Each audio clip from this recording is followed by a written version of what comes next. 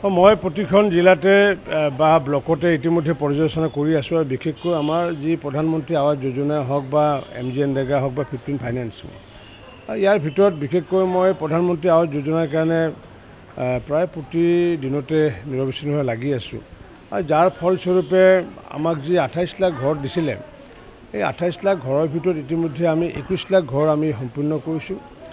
বাকী আমাৰ 7 লাখ ঘৰৰ কাম চলি আছে আৰু এই 7 লাখ ঘৰৰ কাম যাতে আমি অক্টোবৰ মাহত যাতে শেষ কৰিব পাৰোঁ তাৰ কাৰণে প্ৰতিটো ব্লকতে বা জিলাত গৈ ৰিভিউ কৰি আছোঁ। কাৰণ কিয় মাননীয় প্ৰধানমন্ত্ৰী ডাঙৰীয়াই যিহেতু কৈছিলে যে নতুনকৈ ভাৰতবৰ্ষত পুনৰ 2 কোটি ঘৰ দিব আৰু তাৰে ভিতৰত মাননীয় মুখ্যমন্ত্ৰী ডক্টৰ হিমন্ত বিশ্ব শৰ্মা ডাঙৰীয়াই কিছু ঘৰ যাতে আমি যাতে অসমত যাতে আমি আনিব পাৰোঁ তাৰ কাৰণে তেখেতে প্ৰচেষ্টা চলাইছিলে আৰু তেখেতে ইতিমধ্যে ভাৰত চৰকাৰক আহ্বানো জনাইছিলে আৰু সেই আহ্বানৰ সময়তে একাষাৰ কথা আহিছিলে কি যদি আমাৰ ঘৰসমূহ যদি কৰি থাকে বা চলি থাকে তেতিয়াহ'লে আমি নতুনকৈ ঘৰ পোৱাৰ সম্ভাৱনাটো কম আছে। গতিকে যাতে ঘৰ যাতে আমি নতুনকৈ যাতে পাব পাৰোঁ তাৰ কাৰণে অক্টোবৰ মাহৰ ভিতৰত আমি ঘৰসমূহ সম্পূৰ্ণ কৰাৰ কাৰণে লক্ষ্য লৈছোঁ। আজি বৰপেটা জিলাৰ এনে পাৰফৰ্মেঞ্চটো খুব ভালেই, কাৰণ কিয় 1,45,000 ঘৰ ইতিমধ্যে বৰপেটা জিলাত পাইছিলে আৰু তেওঁলোকে ইতিমধ্যে 1,30,000 ঘৰ আমাৰ সম্পূৰ্ণ কৰিছে। এই 1,30,000 ঘৰ সম্পূৰ্ণ কৰিছে। ইয়াৰ উপৰিও নতুনকৈ আকৌ চেংচন আহিছে প্ৰায় 40,600 ঘৰ চেংচন আহিছে। ইয়াৰ পিছতো প্ৰায় 50,000 ঘৰ আৰু পাবলগীয়া আছে বৰপেটা জিলাখনত। এতিয়া যিহেতু 40,000 ঘৰ যিহেতু এতিয়া চেংচন আহিছে সেইখিনি আমি কৰিম 3 মাহৰ ভিতৰত। তাৰে পিছত যাতে আমি নতুন যাতে ঘৰ আনিব পাৰোঁ সেইকাৰণে পুৰণা যিমানখিনি অনগোয়িং কাম আছে সেই সমগ্ৰ অসমৰে অনগোয়িং কামসমূহ আমি সম্পূৰ্ণ কৰাৰ কাৰণে আমাৰ জিলা পৰিষদৰ CEO হওক BDO-সকলে হওক বা কনচাৰ্ণ অফিচাৰসকলক মই প্ৰতিখন জিলাত গৈও মই তাতে আহ্বান জনাইছোঁ। আজিও আপোনালোকৰ সন্মুখত মই নিৰ্দেশ প্ৰদান কৰিলোঁ যে যাতে 31 অক্টোবৰৰ ভিতৰত যাতে প্ৰধানমন্ত্ৰী আৱাস যোজনাৰ ঘৰসমূহ যাতে আমি সম্পূৰ্ণ কৰোঁ। কাৰণ এইটো আমি স্বাৰ্থটো ৰাখিছোঁ এইকাৰণে যে আগন্তুক দিনত যাতে আমি যে নতুনকৈ দুখীয়া মানুহক যাতে পুনৰ যাতে গৃহহীন মানুহক যাতে ঘৰ দিব পাৰোঁ আৰু এইখিনি সহায় আমি বিষয়াসকলৰ পৰা কৰ্মচাৰীসকলৰ পৰা পালে নিশ্চিত ওপৰত নৱেম্বৰ-ডিচেম্বৰ মাহত পুনৰ আমাৰ যি ইতিমধ্যে ছাৰ্ভে হৈ গ'ল, জীৱিকা সখীবোৰে যি ছাৰ্ভে কৰিলে তেওঁলোকক আমি ইতিমধ্যে আমি এই ঘৰসমূহ আমি দিব পাৰিম। এতিয়া আমাৰ 7 লাখ ঘৰ আমাৰ অনগোয়িং চলি আছে আৰু তেনেকুৱাকৈ আমি যদি যেনেকুৱাকৈ আজি আমি লক্ষ্য নিৰ্ধাৰণ কৰিছোঁ, আমি যদি বৰপেটা জিলাখনতে যদি আমি যিমানখিনি কাম চলি আছে হয়তো কোনোবা ব্লকত প্ৰতিদিনে হয়তো 60টা কৰিব লাগিব, কোনোবাত হয়তো 40টা কৰিব লাগিব, ক'ৰবাত হয়তো মন্দিৰৰ দৰে ঠাইত আকৌ 200টা কৰিব লাগিব। ঠিক তেনেকৈ অভাৰঅল যদি আমি চাওঁ তেতিয়া প্ৰায় প্ৰতিদিনে এই জিলাখনত যদি আমি 500কৈ ঘৰ যদি কৰিব পাৰোঁ তেতিয়াহ'লে আমাৰ বাকী ৰৈ থকা ঘৰখিনি আমাৰ সম্পূৰ্ণ হ'বগৈ। মই ভাবোঁ ইয়াতে যিহেতু তেনেকুৱা সমস্যা নাই, কাৰণ কিয় ইতিমধ্যে বৰপেটা জিলাখনে পূৰ্বতো 1 নম্বৰ স্থানত আছিলে।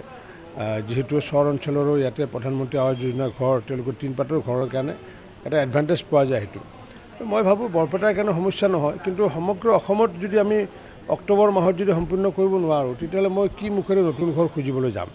মোদী ডাঙৰীয়াই দিম বুলি কৈ আছে, কিন্তু আমি যদি খুজিব যাবলগীয়া হয় তাৰে আগে আমিতো সম্পূৰ্ণ কৰিব লাগিব। গতিকে নিশ্চিত ওপৰত যিসমূহ জিলাত ইতিমধ্যে চেচুৰেশ্যন হৈ গৈছে, যেনেকুৱা কাৰ্বি আংলঙে হওক বা ডিমা হাছাও হওক, সেইবোৰত যিহেতু আগতে আমি ট্ৰাইবেল জনজাতিসকলক যিহেতু প্ৰাধান্য দিছিলোঁ, গতিকে সেইবোৰ চেচুৰেশ্যন হৈ গৈছে। গতিকে সেইবোৰে নতুন ঘৰ পাব, কিন্তু সামগ্ৰিকভাৱে অসমৰ যাতে অন্য প্ৰান্ততো যাতে নতুন ঘৰ পাব পৰা যায় তাৰ কাৰণে মই বিশেষকৈ প্ৰধানমন্ত্ৰী আৱাস যোজনাৰ কামটোত লাগি আছোঁ। আৰু এইটো আপোনালোক জ্ঞাতাৰ্থে জনাওঁ যে এই প্ৰধানমন্ত্ৰী আৱাস যোজনাৰ ক্ষেত্ৰত আমাৰ উল্লেখযোগ্য সফলতা এইটোৱে যে 2016 চনৰ পৰা 21 চনলৈ আমাৰে চৰকাৰ আছিলে, সেইখিনি সময়ত কিন্তু ঘৰ সম্পূৰ্ণ হৈছিলে 4,02,000 সম্পূৰ্ণ হৈছিলে। আৰু এতিয়াও আমাৰে চৰকাৰ এই 4 বছৰত মাননীয় হিমন্ত বিশ্ব শৰ্মা ডাঙৰীয়াৰ নেতৃত্বত চৰকাৰৰ দিনত একেখিনি বিষয়া কৰ্মচাৰীয়ে কিন্তু ঘৰ সম্পূৰ্ণ কৰিলে 16 লাখতকৈ অধিক, অৰ্থাৎ 5 বছৰত 4 লাখ আৰু 4 বছৰত 16 লাখ। গতিকে আমি কৰ্ম সংস্কৃতিৰ জৰিয়তে আমাৰ PNRD বিভাগৰ প্ৰতিটো বিষয়া কৰ্মচাৰীসকলে আমি হাতে কামে লাগিছোঁ আৰু ইয়াৰ লগতে আমি কিছু সুবিধা প্ৰদান কৰিছোঁ। যেনেকুৱাকৈ প্ৰভিডেণ্ট ফাণ্ড আমাৰ নাছিলে, 8,000 ষ্টাফৰ প্ৰভিডেণ্ট ফাণ্ড নাছিলে। আমি নিজে আগতে আপোনালোকে জানে যে ব্লকসমূহত জিলা অফিচসমূহত মিনিষ্টাৰৰ হোৰ্ডিং থাকে বা জিলা পৰিষদৰ কাৰ্যালয়ত, আৰু সেই হোৰ্ডিঙৰ নামত প্ৰায় 2,80,00,000 টকা প্ৰতি বছৰে খৰচ হৈছিলে। মই সেই 2,80,00,000 টকাটো আমাৰ 8,000 ষ্টাফৰ PF-ত মই লগাই দিছোঁ, প্ৰভিডেণ্ট ফাণ্ডত লগাই দিছোঁ। আৰু যাৰ কাৰণে মোৰ অসমৰ কোনো ঠাইত মানে হোৰ্ডিং নাই বা মোৰ কোনো ফটো নাই, কাৰণ সেইখিনি পইচাৰে আমি PF-টো দিয়াৰ ফলস্বৰূপে আজি 8,000 কণ্টেক্সুৱেল ষ্টাফে তেওঁলোকে হাতে কামে লাগিছে। ইয়াৰ উপৰিও তেওঁলোকক চাইল্ড কেয়াৰ বেনিফিট দিছোঁ, আগন্তুক 60 বছৰ কৰাৰ কাৰণে ব্যৱস্থা কৰিছোঁ, যাৰ কাৰণে কৰ্ম সংস্কৃতিৰ এটা জাগৰণ আহিছে। মাননীয় মুখ্যমন্ত্ৰী ডক্টৰ হিমন্ত বিশ্ব শৰ্মা ডাঙৰীয়াৰ যিটো কৰ্মস্পৃহা, তেখেতৰ সেইটো আমাৰ বিভাগৰ প্ৰতিটো বিষয়া কৰ্মচাৰী অনুকৰণ কৰা ফলস্বৰূপে আমি 4 বছৰত 16 লাখতকৈ অধিক ঘৰ আমি সম্পূৰ্ণ কৰিবলৈ সক্ষম হৈছোঁ। চৰকাৰে যিহেতু আইন প্ৰণয়ন কৰিছিলে যে 2014 চনৰ 31 ডিচেম্বৰৰ আগতে যিসকল হিন্দু, খ্ৰীষ্টান, শিখ, জৈন, বুদ্ধিষ্ট আৰু তেওঁলোকে যিহেতু নিপীড়িত হৈ আহিছিলে বিভিন্ন স্থানৰ পৰা, আফগানিস্তান হওক বা পাকিস্তান হওক বা বাংলাদেশৰ পৰা, তেওঁলোকে খাদ্যৰ অভাৱত অহা নাছিলে, তেওঁলোকে জীৱন ৰক্ষাৰ বাবে, ধৰ্ম ৰক্ষাৰ বাবে আহিছিলে। যাৰ কাৰণে ভাৰত চৰকাৰে আইন প্ৰণয়ন কৰি পেলাই যে 2014 চনৰ 31 ডিচেম্বৰৰ আগতে তেওঁলোকক ইয়াতে যেতিয়া নাগৰিকত্ব দিব পৰা যায়, তেওঁলোকক আবেদন কৰাৰ এটা সুযোগ দিছিলে। আৰু সেইটোৰ আধাৰতে আজি কিছুদিন আগতে এখন অধিসূচনাৰ জৰিয়তে যে ট্ৰিবিউনেলত যিমানবোৰ কেছ চলি আছে ডি ভোটাৰৰ কেছ, সেই ডি ভোটাৰৰ কেছবোৰ উদ্ৰ কৰাৰ কাৰণে জিলা আয়ুক্তসমূহক যি নিৰ্দেশ প্ৰদান কৰিছে।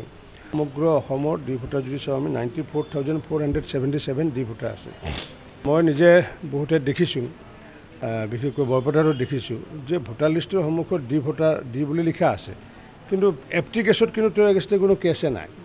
যাৰ এফটি কেছ নাই অথচ ডি ভোট লগাই থৈ দিছে, আল্টিমেটলি মৌলিক অধিকাৰৰ পৰা বঞ্চিত কৰা হৈছে। অথচ 10 বছৰ পিছতো ডি ভোট হৈ থকাৰ কোনো যুক্তি নাথাকে, কাৰণ কিয় চৰকাৰখনে তেওঁলোকক ব্যৱস্থা ল'ব লাগিব। আইদাৰ তেওঁলোকে যদি ফৰেনাৰ্ছ তেওঁলোকক ইয়াৰ পৰা হয়তো ডিটেক্ট কৰিব লাগিব বা ডিলেশ্যন কৰিব লাগিব, কিন্তু সেইটোও কৰিব পৰা নাই। যাৰ কাৰণে এনেকুৱা অধিসূচনাৰ যোগে যে যিসকল তেনেকুৱা ব্যক্তি হিন্দু, শিখ, জৈন, খ্ৰীষ্টান, তেওঁলোকৰ নাম যদি ভোটাৰ তালিকাত ডি ভোট যদি আছে, তেওঁলোকৰ নামটো ডিলিট কৰাৰ কাৰণে ইতিমধ্যে চৰকাৰে জিলা আয়ুক্তসমূহক আহ্বান জনাইছে। এইটো আমাৰ যিটো অসম চৰকাৰৰ যিটো সিদ্ধান্ত, এই সিদ্ধান্তটোক মই উষ্ণ আদৰণি জনাইছোঁ আৰু এইটো আমি আইডিঅ'লজিকেলি আমি এইটো সমৰ্থন জনাইছোঁ। কাৰণ বৰ্মন লেখে টাইটেল, বৰ্মন মানে সেই সময়ত ভাবিছিলে কি যিসকলে ডি ভোটৰ মানে ব্যৱস্থাটো কৰিছিলে, যে বৰ্মন মানে ভাবিছিলে বঙালী বুলি ভাবিছিলে, ৰয় বুলি আমাৰ কোচ ৰাজবংশী মানুহ ৰয় আছে, ৰয় বুলি ভাবিলে বঙালী মানুহ ৰয় লিখে বা ৰায় লিখে। তেনেকুৱাকৈ বহু ভাৰতীয় অসমীয়া মানুহ ইয়াৰ ফলত মানে তেওঁলোকে বিভিন্ন ধৰণৰ সমস্যাৰ সন্মুখীন হৈ আছে। ভাৰতত থাকি, ভাৰতত জন্মগ্ৰহণ কৰি পেলাই ভোটাধিকাৰ সাব্যস্ত কৰিব নোৱাৰাটো ইয়াতকৈ পৰিতাপৰ কথা একো হ'ব নোৱাৰে। কাৰণ কিয় মোৰ ঘৰৰ ওচৰতে, বৰপেটা ৰোডত ঘৰৰ ওচৰতে, মই জানো যে মই যেতিয়া আমাৰ দেউতাহঁতে জন্মৰ তাতকৈ আগতে তেওঁলোকৰ জন্ম তাত, মোৰ ঘৰৰ কাষৰে কৰ্মকাৰ টাইটেল, কিন্তু তেওঁলোকৰ নাম লগাই থৈ দিছে, ডি লগাই থৈ দিছে। মই তেওঁলোকক কওঁ আপোনালোকে কোৰ্টত যাওক, তেওঁলোকে আমি কিয় কোৰ্টত যাম, বাংলাদেশত খেদক যদি পাৰে, যদি ভাৰত চৰকাৰে চেলেঞ্জ কৰিতো যোৱা নাই। আৰু হয় কথাটো যাবগৈ কিয়, মই বেলেগ নাম নকওঁ, দুলাল কৰ্মকাৰ নাম, দুলাল কৰ্মকাৰ, তেখেতক মই কৈছিলোঁ, তেওঁ মোক চেলেঞ্জ কৰি কৈছে মই কিয় যাম, মইতো ভাৰতৰ নাগৰিক, মোৰ জন্ম ইয়াতে হৈছে, মোৰ বাবাৰ দেউতাৰ জন্ম ইয়াতে। গতিকে সেইটো যদি আজি আমি এক্সাম্পল লওঁ বৰপেটাটো দুলাল কৰ্মকাৰ, তেতিয়াহ'লে কিমান ধৰণৰ এটা আমি জঘন্য কাম কৰি আছোঁ এই চৰকাৰখনে এই ভাৰতীয় মূলৰ মানুহৰ ক্ষেত্ৰত। যাৰ কাৰণে মাননীয় মুখ্যমন্ত্ৰী ডাঙৰীয়া এইটো এটা সুপ্ৰিম কোৰ্টৰ হেৰিৰ ওপৰত ভাৰত চৰকাৰৰ যি আইনৰ আধাৰতে যে যিসকল হিন্দু মূলৰ মানুহ সেইসকলক ডি ভোটাৰৰ পৰা নামটো বাৰণ কৰাৰ কাৰণে নিৰ্দেশ প্ৰদান কৰিছে। আৰু এইটো এটা সুন্দৰ এটা পদক্ষেপ। এইটো কথা কিন্তু ইলেকশ্যন কেন্দ্ৰিক কথা নাই, মানুহক যিহেতু তেওঁলোকে ভোটৰ কথা নাই, কাৰণ মানুহক তেওঁলোকক স্বস্তি দিব লাগে। কাৰণ কিয় মানুহক যদি আমি ভাৰতীয় হৈ থকাৰ পিছতো তেওঁক যদি আনন্দ দিয়াৰ পৰিৱৰ্তে তেওঁক দুখময় জীৱন যাপন যদি কৰিব আমি দি থাকোঁ, মই ভাবোঁ এটা অন্যায় এইটো এটা। গতিকে সেই অন্যায় কথাখিনি মাননীয় মুখ্যমন্ত্ৰী ডাঙৰীয়াই চিন্তা কৰি পেলাই সেইসকল, আৰু মানুহ বেছিও নহয়, ইয়াতে যদি চাওঁ আমি যিহেতু 94,000 মানুহ, 94,000 মানুহৰ ভিতৰত অসমীয়া মানুহ আছে, তাত হিন্দু মূলৰ মানুহ আছে, তাত ইছলাম ধৰ্মীয় মানুহ আছে। গতিকে যিসকলে হিন্দু মূলৰ মানুহ, গতিকে সেইসকলৰ ক্ষেত্ৰত ভাৰত চৰকাৰৰ আইনৰ আধাৰত 14 চনৰ 31 ডিচেম্বৰ আগতে যিসকলে ইয়াতে আছে আহিছে, আৰু ইয়াতে হেৰিয়া চনততো ইয়াতেতো বহু বছৰ আগতে 40 বছৰ 50 বছৰ 60 বছৰ আগতে মোৰ ঘৰৰ ওচৰতে মই দেখিছোঁ।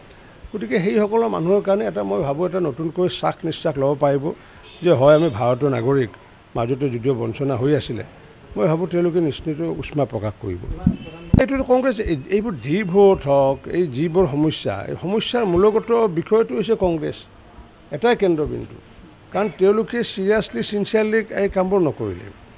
চিৰিয়াছলি চিনচিয়াৰলি যদি তেওঁলোকে যিসকল ঠিক আছে মই মানি লৈছোঁ কাৰোবাৰ গৰাখহনাত মাটি গৈছে যিসমূহ মাটি গৈছে সেইসমূহ মানুহ যদি খাছ লেণ্ডত যদি দিলেহেঁতেন বহাই পেলাই চৰকাৰী মাটিত আজি তেওঁলোকে মাটিবোৰ থাকিলেহেঁতেন তেওঁলোকক ফৰেষ্ট লেণ্ডত বহাই দিলে ফৰেষ্ট লেণ্ডত বহাই দি পেলাই তেওঁলোকে আল্টিমেটলি কি হ'লগৈ যে আজি এই বৰপেটা অঞ্চলৰ পৰা বাগবৰ অঞ্চলৰ পৰা গোৱালপাৰাত প্ৰতিনিধিত্ব কৰি থকা এগৰাকী বিধায়ক গোৱালপাৰাত বিধায়ক হ'লগৈ কিন্তু গোৱালপাৰাত বিধায়ক হোৱাৰ কাৰণে তেওঁক ভোট কেইটা লাগে ভোট লাগে যিহেতু তেখেতে কি কৰিলে বাগবৰৰ পৰা মানুহ নি পেলাই গোৱালপাৰাত সংস্থাপিত কৰিলে আৰু নি পেলাই কি কৰিলে য'ত ফৰেষ্ট লেণ্ড আজি ফৰেষ্ট লেণ্ডত বহাই দিলে ফৰেষ্টক যেতিয়া মাটি লগা হৈছে ফৰেষ্টে যেতিয়া সুপ্ৰিম কোৰ্টক ক'লে সুপ্ৰিম কোৰ্টে ভাৰ্ডিক্ট যেতিয়া দিলে অসম চৰকাৰে বাধ্য গতিকে সেইটো যদি আগৰ পূৰ্বতে ভুল যদি নকৰিলেহেঁতেন নকৰি যদি সেইখিনি মানুহক যদি তেওঁলোকে যদি চৰকাৰী মাটিত যদি বহালেহেঁতেন ফৰেষ্ট লেণ্ডৰ বিপৰীতে তেতিয়াহ'লে সমস্যা নাছিলে তাৰ মূল হৈছে দায়ী হৈছে কংগ্ৰেছ দলে দায়ী কাৰণ কংগ্ৰেছ চৰকাৰখনে